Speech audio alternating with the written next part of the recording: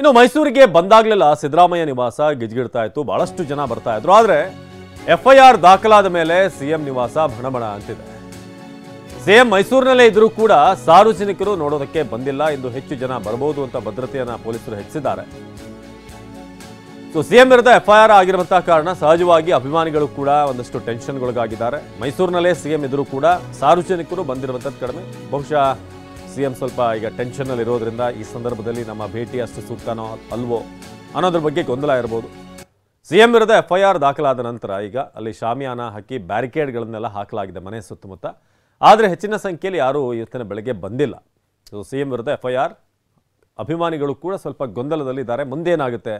ಏನಾದರೂ ಸಿದ್ದರಾಮಯ್ಯ ರಾಜೀನಾಮೆ ಕೊಡಬೇಕಾದಂಥ ದಿನ ಬರುತ್ತಾ, ಅಥವಾ ಏನಾದರೂ ಬಂಧಿಸುವಂಥ ಒಂದು ಪ್ರಮೇಯ ಬರುತ್ತಾ, ಆಗೇನು ಅನ್ನೋದ್ರ ಬಗ್ಗೆ ಎಲ್ಲ ಒಂದಷ್ಟು ಪ್ರಶ್ನೆ ಸಹಜವಾಗಿರುತ್ತೆ. ಸಿಎಂ ಮೈಸೂರಿನಲ್ಲಿದ್ದರೂ ಕೂಡ ಸಾರ್ವಜನಿಕರು ನೋಡೋಕೆ ಬಂದಿಲ್ಲ. ಒಂದಷ್ಟು ಬ್ಯಾರಿಕೇಡ್ ವ್ಯವಸ್ಥೆಯನ್ನು ಮಾಡಿದ್ದಾರೆ ಅಲ್ಲಿ ಬಂದಂಥ ಸಂದರ್ಭದಲ್ಲಿ ಮ್ಯಾನೇಜ್ ಮಾಡೋದಕ್ಕೆ. ಈಗ ಸದ್ಯಕ್ಕೆ ನಾವು ಸಿಎಂ ನಿವಾಸ ನೋಡ್ತಾ ಇದ್ದೀವಿ ಮೈಸೂರಿನಲ್ಲಿ. ಮೈಸೂರಿನ ಸುತ್ತಮುತ್ತ ಅಂದರೆ ಅವರ ಅಭಿಮಾನಿಗಳೇನು ಅಲ್ಲಿ ಬರ್ತಾ ಇದ್ರು, ಬೇರೆ ಬೇರೆ ಊರುಗಳಿಂದ, ದೂರದ ಊರುಗಳಿಂದಲೂ ಕೂಡ ಮೈಸೂರಿನ ಈ ನಿವಾಸಕ್ಕೆ ಸಿಎಂ ಬಂದಿದ್ದಾರೆ ಅಂತಂದಾಗ ಬಂದು ಅವ್ರನ್ನ ನೋಡಬೇಕು ಅಥವಾ ಭೇಟಿ ಮಾಡಬೇಕು ಅನ್ನೋ ಒಂದು ಪ್ರಯತ್ನ ಪಡ್ತಾರೆ. ಪೊಲೀಸರು ಎಲ್ಲ ಸಿದ್ಧತೆಗಳನ್ನು ಈಗ ಮಾಡ್ಕೊಂಡಿದ್ದಾರೆ. ಸಿಎಂ ನಿವಾಸದ ಮುಂಭಾಗದಲ್ಲಿ ಶಾಮಿಯಾನ ಹಾಕಲಾಗಿದೆ, ಹಾಗೆಯೇ ಈ ಬ್ಯಾರಿಕೇಡ್ಗಳನ್ನು ಹಾಕಿರುವಂಥದ್ದನ್ನು ಕೂಡ ನಾವು ಗಮನಿಸ್ತಾ ಇದ್ದೀವಿ. ಆದರೆ ಸದ್ಯಕ್ಕೆ ಹೆಚ್ಚಿನ ಸಂಖ್ಯೆಯಲ್ಲಿ ಜನ ಅಲ್ಲಿ ಬಂದಿಲ್ಲ. ಎಫ್ಐಆರ್ ವಿಚಾರವಾಗಿ ಈಗ ಗಂಭೀರವಾದಂಥ ಚರ್ಚೆ ಮನೆಯ ಒಳಗೆ ನಡೀತಾ ಇದೆ.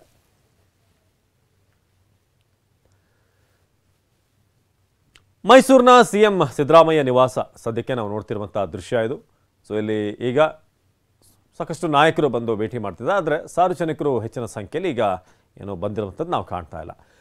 ಮೈಸೂರಿನಿಂದ ರಾಮ್ ಈಗ ನೇರ ಸಂಪರ್ಕದಲ್ಲಿ ಜಾಯ್ನ್ ಆಗಿದ್ದಾರೆ ಹೆಚ್ಚಿನ ಮಾಹಿತಿಯನ್ನು ನೀಡೋದಕ್ಕೆ. ರಾಮ್, ನಿಮ್ಮಿಂದ ನಾನು ಮಾಹಿತಿಯನ್ನು ಪಡಿತೀನಿ. ಅದಕ್ಕೂ ಮುನ್ನ ಸಿದ್ದರಾಮಯ್ಯ ಈ ಎಫ್ಐಆರ್ ಆಗಿರುವಂಥ ವಿಚಾರಕ್ಕೆ ಸಂಬಂಧಪಟ್ಟ ಹಾಗೆ ಸಿದ್ದರಾಮಯ್ಯ ವಿರುದ್ಧ ಲೋಕಾಯುಕ್ತಕ್ಕೆ ನೀಡಿದಂಥ ವಿಳಾಸದಲ್ಲಿ ಮಲ್ಲಿಕಾರ್ಜುನ ಸ್ವಾಮಿ ಇಲ್ಲ. ಏನು ಲೋಕಾಯುಕ್ತಕ್ಕೆ ವಿಳಾಸವನ್ನು ಕೊಟ್ಟಿದ್ದಾರೆ ಅದರಲ್ಲಿ ಮಲ್ಲಿಕಾರ್ಜುನ ಸ್ವಾಮಿ ಇಲ್ಲ ಅನ್ನೋದು ಗೊತ್ತಾಗಿದೆ. ಸಿದ್ದರಾಮಯ್ಯ ಬಾಮೈದ ಮಲ್ಲಿಕಾರ್ಜುನ ಸ್ವಾಮಿ ಇದರಲ್ಲಿ A3 ಅಂತ ನೆನ್ನೆ ಎಫ್ಐಆರ್ ಆಯಿತು.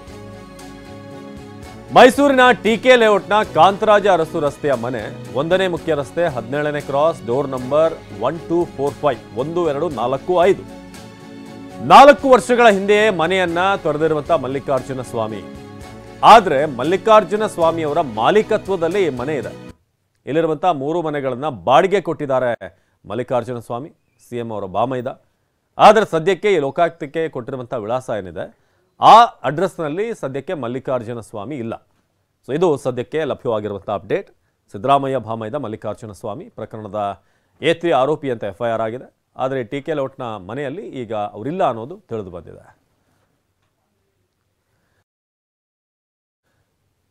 ಇದೀಗ ಸಿಎಂ ಸಿದ್ದರಾಮಯ್ಯ ನಿವಾಸ ಬಳಿಯಿಂದ ಈಗ ರಾಮ್ ನೇರ ಸಂಪರ್ಕದಲ್ಲಿ ಜಾಯ್ನ್ ಆಗಿದ್ದಾರೆ. ರಾಮ್, ಈಗ ನಾವು ಗಮನಿಸ್ತಾ ಇದ್ದೀವಿ ಮೈಸೂರಿನಲ್ಲಿ ಏನಾಗ್ತಿದೆ ಅಂತ. ಒಂದ್ ಕಡೆ ಮೈಸೂರಿನ ಸಿಎಂ ನಿವಾಸದ ಬಳಿ ಸಾಕಷ್ಟು ಚರ್ಚೆ ಆಗ್ತಿದೆ.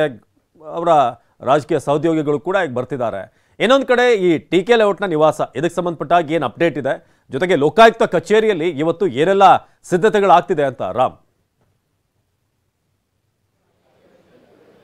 ಅವಿನಾಶ್, ಪ್ರಮುಖವಾಗಿ ಸಿಎಂ ಸಿದ್ದರಾಮಯ್ಯ ವಿರುದ್ಧ ಎಫ್ಐಆರ್ ದಾಖಲಾದ ನಂತರ ತನಿಖೆ ಆರಂಭವಾಗ್ತದೆ. ಇವತ್ತು ಶನಿವಾರ ಭಾನುವಾರ ಇರೋದ್ರಿಂದಾಗಿ ಲೋಕಾಯುಕ್ತ SP ಕಚೇರಿಯಲ್ಲಿ ಯಾವುದೇ ರೀತಿಯಾದಂತಹ ತನಿಖೆಯ ಬೆಳವಣಿಗೆಗಳು ಕಂಡು ಬರ್ತಾ ಇಲ್ಲ. ಸೋಮವಾರದಿಂದ ಈ ಒಂದು ತನಿಖೆ ಆರಂಭವಾಗ್ತದೆ. ಸದ್ಯ ಈಗಾಗಲೇ SP ಅವರು ಒಂದು ಕಚೇರಿಗೆ ಬಂದಿದ್ದಾರೆ. ಮತ್ತು ಇವತ್ತು ಪ್ರಮುಖವಾಗಿ ಆ ಒಂದು ಟೀಮನ್ನು ರೆಡಿ ಮಾಡುವಂಥ ಕೆಲಸ ಆಗ್ತದೆ. ಯಾಕಂದರೆ ತನಿಖೆ ಮುಂದಿನ ಹಂತದಲ್ಲಿ ಆ ಒಂದು ತಂಡದ ಅವಶ್ಯಕತೆ ಇರ್ತದೆ. ಒಂದು ಬಲಿಷ್ಠವಾದಂಥ ತಂಡವನ್ನು ಅವರು ಕಟ್ಟಬೇಕಾಗ್ತದೆ.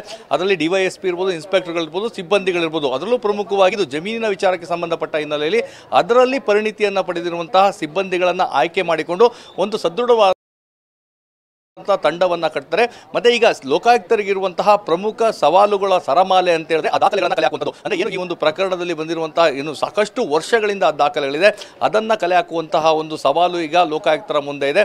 ಯಾಕಂದರೆ ಈಗಾಗಲೇ ಇರುವಂತಹ ಆರೋಪಗಳ ಪ್ರಕಾರ ಮುಡಾದಲ್ಲಿ ಮೂಲ ದಾಖಲೆಗಳೇ ನಾಪತ್ತೆಯಾಗಿದೆ ಅಂತೇಳಿ ಈಗಾಗಲೇ RTI ಕಾರ್ಯಕರ್ತ ಗಂಗರಾಜು ಸಹ ಒಂದು ಅಧಿಕೃತವಾದಂತಹ ದೂರನ್ನು ಸರ್ಕಾರದ ಮುಖ್ಯ ಕಾರ್ಯದರ್ಶಿಗಳಿಗೆ ನೀಡಿದ್ದಾರೆ. ಮುಡಾದಲ್ಲಿ ನಾನು RTI ಮುಖಾಂತರವಾಗಿ ಕೆಲವು ದಾಖಲೆಗಳನ್ನ ಕೇಳಿದೆ, ಮೂಲ ದಾಖಲೆಗಳು ಅಲ್ಲಿ ಪತ್ತೆ ಆಗಿಲ್ಲ, ಹೀಗಾಗಿ ಅದನ್ನು ಕೊಡಿಸ್ಕೊಡಿ ಅಂತ ಹೇಳಿದ್ರು. ಹೀಗಾಗಿ ಈ ಒಂದು ಪ್ರಕರಣಕ್ಕೆ ಸಂಬಂಧಪಟ್ಟಂತಹ ದಾಖಲೆಗಳನ್ನು ಕಲೆ ಹಾಕುವಂತಹ ಮಹತ್ವದ ಕೆಲಸವನ್ನು ಲೋಕಾಯುಕ್ತದವರು ಮಾಡಬೇಕಾಗಿದೆ. ಇದಾದ ನಂತರ ದೂರುದಾರರಿಂದ ಅಂದರೆ ಈಗಾಗಲೇ ದೂರುದಾರರು ಸಾಕಷ್ಟು ದಾಖಲೆಗಳನ್ನು ನೀಡಿದರು. ಸ್ನೇಹಮಯಿ ಕೃಷ್ಣರಿಂದ ಒಂದು ಲಿಖಿತವಾದಂತಹ ಮಾಹಿತಿಗಳನ್ನು ಪಡ್ಕೊಳ್ಳುವಂಥದ್ದು ಮತ್ತು ಅವರ ಬಳಿ ಇರುವಂತಹ ದಾಖಲೆಗಳನ್ನು ಕಲೆ ಹಾಕುವಂಥ ಕೆಲಸವಾಗ್ತದೆ. ಇದರ ಜೊತೆಗೆ ಆರೋಪಿಗಳಾದಂಥ A1 CM ಸಿದ್ದರಾಮಯ್ಯ ಇರ್ಬೋದು, ಅವರ ಪತ್ನಿ A2 ಪಾರ್ವತಿ ಇರ್ಬೋದು, ಮತ್ತು ಮಲ್ಲಿಕಾರ್ಜುನ ಸ್ವಾಮಿ, ಅದೇ ರೀತಿಯಾಗಿ ಜಮೀನನ ಮರದ ದೇವರಾಜ್ ಅವರನ್ನು ಅವಶ್ಯಕತೆ ಬಿದ್ದರೆ ಇದು ಆ ತನಿಖಾಧಿಕಾರಿಯ ವಿವೇಚನೆಗೆ ಬಿಟ್ಟಂತಹ ವಿಚಾರ. ಅವರನ್ನು ಕರೆಸಿ ವಿಚಾರಣೆಗೊಳಪಡಿಸುವಂಥದ್ದು ಮತ್ತು ಅವರ ಒಂದು ಸ್ಪಷ್ಟನೆಯನ್ನು ತೆಗೆದುಕೊಳ್ಳುವಂತಹ ಕೆಲಸವನ್ನು ಸಹ ಮಾಡಬೇಕಾಗ್ತದೆ. ಇದರ ನಡುವೆ ಎಲ್ಲರಿಗೂ ಸಹ ಸಾಮಾನ್ಯವಾಗಿ ಲೋಕಾಯುಕ್ತದ ವ್ಯವಹಾರ ಅಂತ ಹೇಳಿದ್ರೆ ಯಾವುದೇ ದಾಖಲೆಗಳು ಒಂದು ಮುರಾದಿಂದ ಬೇಕಂದ್ರೆ ಅಥವಾ ನಗರಾಭಿವೃದ್ಧಿ ಇಲಾಖೆಯಿಂದ ಬೇಕು ಅಂತಂದರೆ ಪತ್ರ ವ್ಯವಹಾರದ ಮುಖಾಂತರ ಏನು ಅವಶ್ಯಕತೆ ಇದನ್ನು ಕೇಳುವಂಥ ಕೆಲಸವನ್ನು ಮಾಡ್ತಾರೆ. ಒಂದು ವೇಳೆ ಪತ್ರ ವ್ಯವಹಾರದ ಮುಖಾಂತರ ಸಿಕ್ಕಿಲ್ಲ ಅಂದರೆ ನೋಟಿಸ್ ಕೊಡುವಂಥ ಕೆಲಸವನ್ನು ಮಾಡ್ತಾರೆ.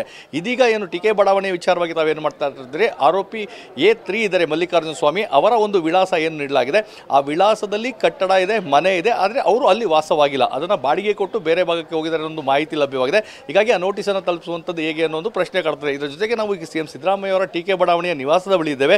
ನೀವು ನೋಡ್ತಾ ಇರ್ಬೋದು ಟಿಕೆ ಬಡಾವಣೆಯ ಈ ಒಂದು ನಿವಾಸವನ್ನು, ಈ ಬ್ಯಾರಿಕೇಡ್ಗಳನ್ನು ಏನು ಹಾಕಿದ್ದಾರೆ. ಸಾಮಾನ್ಯವಾಗಿ CM ಸಿದ್ದರಾಮಯ್ಯ ಮೈಸೂರಿಗೆ ಬಂದರೆ ಇಲ್ಲಿ ಜನಜಂಗುಳಿಯೇ ಜರುಗ್ತಾ ಇತ್ತು. ತಮ್ಮ ಕಷ್ಟ ಸುಖ ದುಮ್ಮಾನಗಳನ್ನು ಹೇಳ್ಕೊಳ್ಳಿಕ್ಕೆ ಇಲ್ಲಿಗೆ ಸಾಕಷ್ಟು ಸಂಖ್ಯೆಯಲ್ಲಿ ಅಂದರೆ ನೂರಾರು ಸಂಖ್ಯೆಯಲ್ಲಿ ಜನರು ಬರ್ತಾ ಇದ್ರು. ಅವರ ಎಲ್ಲರನ್ನು ಸಹ ಸಿದ್ದರಾಮಯ್ಯ ಅವರು ಮಾತನಾಡಿಸ್ತಾ ಇದ್ರು. ಕೆಲವರನ್ನ ಹೆಸರು ಹಿಡಿದು ಮಾತನಾಡಿಸುವಂಥ ಕೆಲಸವನ್ನು ಮಾಡ್ತಾ ಇದ್ರು. ಅದಕ್ಕಾಗಿ ಈ ಒಂದು ಬ್ಯಾರಿಕೇಡನ್ನು ಹಾಕಲಾಗಿತ್ತು. ಮತ್ತು ಅವರು ತಂದಂತಹ ಮನವಿ ಪತ್ರಗಳನ್ನು ಸ್ವೀಕರಿಸುವಂಥ ಕೆಲಸವನ್ನು ಮಾಡಲಾಗ್ತಾ ಇತ್ತು. ಆದರೆ ಈಗ ಸದ್ಯದ ಮಟ್ಟಿಗೆ CM ಸಿದ್ದರಾಮಯ್ಯ ಅವರೇ ಸಾಕಷ್ಟು ಕಷ್ಟದಲ್ಲಿದ್ದಾರೆ.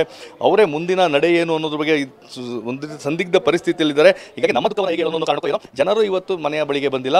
ಸೊ ಖಾಲಿಯಾದಂತಹ ಬ್ಯಾರಿಕೇಡ್ಗಳನ್ನು ನೀವು ನೋಡ್ತಾ ಇರ್ಬೋದು. CM ಸಿದ್ದರಾಮಯ್ಯ ಮೈಸೂರು ಮನೆಯಲ್ಲಿದ್ದಾರೆ ಅಂತ ಹೇಳಿದ್ರೆ ಒಂದು ರೀತಿ ಜನಜಂಗುಳಿ ಸರ್ತಾ ಇತ್ತು. ಅದರಲ್ಲೂ ಅವರ ತವರು ಕ್ಷೇತ್ರ ವರುಣಾ ಕ್ಷೇತ್ರದಿಂದ CM ಸಿದ್ದರಾಮಯ್ಯನವ್ರನ್ನ ಹುಡುಕು ಬಂದುವಂತಹ ಕೆಲಸವನ್ನು ಮಾಡ್ತಾ ಇದ್ರು. ಆದರೆ ಈಗ ಸದ್ಯದ ಮಟ್ಟಿಗೆ ಇದು ಖಾಲಿಯಾಗಿದೆ. ಕೇವಲ ಬೆರಳೆಣಿಕೆಯ ಜನರಷ್ಟೇ ಈ ಒಂದು ಸ್ಥಳಕ್ಕೆ ಬಂದಿದ್ದಾರೆ. ಮತ್ತೊಂದು ಮಹತ್ವದ ಬೆಳವಣಿಗೆ ಅಂತ ಹೇಳಿದ್ರೆ, ಈಗ CM ಸಿದ್ದರಾಮಯ್ಯ ಅವರ ನಿವಾಸದಲ್ಲಿ ನಗರಾಭಿವೃದ್ಧಿ ಸಚಿವ ಭೈರತಿ ಸುರೇಶ್, ಅದೇ ರೀತಿಯಾಗಿ ಕಾನೂನು ಸಲಹೆಗಾರ ಮತ್ತು ಶಾಸಕರು ಆಗಿರುವಂತಹ ಪೊನ್ನಣ್ಣ ಇದ್ದಾರೆ. ಅವರು CM ಸಿದ್ದರಾಮಯ್ಯ ಅವರ ಜೊತೆ ಮುಂದಿನ ಬೆಳವಣಿಗೆಗಳ ಬಗ್ಗೆ ಚರ್ಚೆಯನ್ನು ನಡೆಸ್ತಾ ಇದ್ದಾರೆ. ಯಾಕಂದರೆ ಈಗಾಗಲೇ ಸಿದ್ದರಾಮಯ್ಯ ಅವರು ನಿನ್ನೆ ಸಹ ಸ್ಪಷ್ಟಪಡಿಸಿದ್ರು, ಏನು ಕೋರ್ಟ್ ಆದೇಶವನ್ನು ನೀಡಿತ್ತು 3 ತಿಂಗಳ ವರದಿ ಕೊಡಿ ಅಂತೇಳಿ, ಅದ್ರ ಬಗ್ಗೆ ನಾನು ಕಾನೂನು ಹೋರಾಟವನ್ನು ಮಾಡ್ತೇನೆ ಅಂತೇಳಿ. ಆ ಕಾನೂನು ಹೋರಾಟಕ್ಕೆ ಸಂಬಂಧಪಟ್ಟಂತೆ ಈಗ ಮಹತ್ವದ ಚರ್ಚೆ ಆಗ್ತಾ ಇದೆ. ಇದಾದ ನಂತರ CM ಸಿದ್ದರಾಮಯ್ಯ ಅವರು ಹೊರಗೆ ಬರ್ತಾರೆ. ಅದಾದ ನಂತರ ಮೈಸೂರಿನಲ್ಲಿರುವಂತಹ ವಿವಿಧ ಕಾರ್ಯಕ್ರಮಗಳಲ್ಲಿ ಭಾಗಿಯಾಗ್ತಾರೆ. ಅವಿನಾಶ್, ಧನ್ಯವಾದ ರಾಮ್.